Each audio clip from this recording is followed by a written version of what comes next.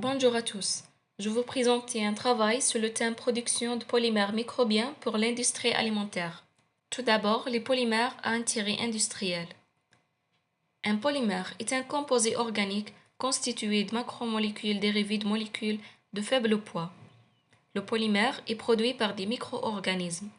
La production de polymères microbiens joue un rôle important dans divers secteurs industriels en raison de leur polyvalence et de leur faible coût. L'intérêt industriel des polymères présente des avantages importants dus à leur propriété unique, biodégradabilité et à leur compatibilité avec les normes alimentaires. Deuxièmement, les micro-organismes producteurs des polymères alimentaires sont des bactéries, des levures, des moisissures et des algues.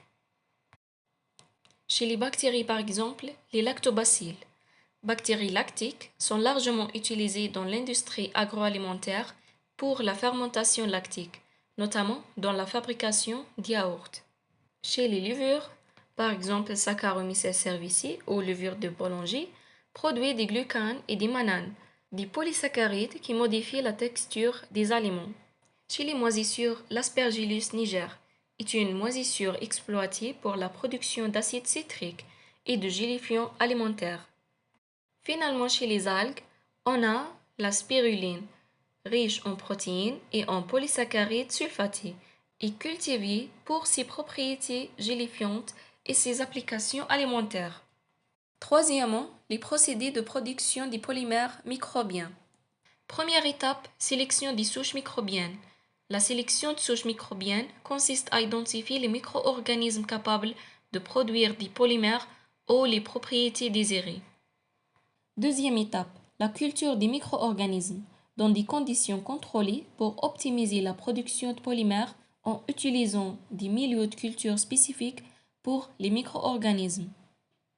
Troisième étape, c'est la synthèse des polymères. Les micro-organismes produisent des polymères extracellulaires pendant leur croissance et aussi la synthèse est influencée par des conditions favorisant comme la limitation nutritionnelle pour certains types de polymères. Quatrième étape, récupération des polymères. Par l'extraction des polymères du milieu de culture par centrifugation, filtration ou précipitation. Cinquième étape, purification des polymères. La purification est essentielle pour éliminer les impuretés. Elle peut être réalisée à l'aide de techniques telles que la dialyse, l'électrophorèse ou la chromatographie. Sixième étape, caractérisation des polymères par l'utilisation de techniques analytiques pour déterminer la composition et les propriétés des polymères. La dernière étape, c'est l'application des polymères. Les polymères sont utilisés comme agents stabilisateurs ou émulsifiants dans l'industrie alimentaire. Le coût de production des biopolymères et des polymères par voie chimique. On a un tableau de comparaison. Première comparaison, c'est de l'origine. Les biopolymères sont d'origine biologique, produits par des micro-organismes à partir de ressources renouvelables. Par contre, par voie chimique, traditionnellement dérivés du pétrole brut ou synthétisés à partir d'autres carburants fossiles. Deuxième comparaison, c'est le coût de production. La production des biopolymères peut être moins coûteuse grâce à l'utilisation des micro-organismes, des procédés de fermentation moins complexes et à une approche plus écologique. Par contre, les polymères par voie chimique, la synthèse chimique est plus coûteuse en raison de matières premières chères et de procédés complexes. La dernière comparaison, c'est de l'application. Les biopolymères sont utilisés dans divers secteurs, notamment l'emballage, les textiles, les dispositifs médicaux et l'automobile. Les polymères synthétiques sont à la base de la plupart des plastiques. Finalement, conclusion sur les biopolymères.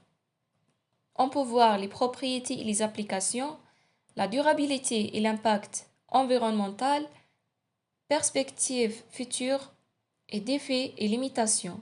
Mais, globalement, la production de polymères microbiens représente un pilier essentiel de la transition vers une industrie alimentaire plus durable et responsable, combinant efficacité, qualité et respect de l'environnement.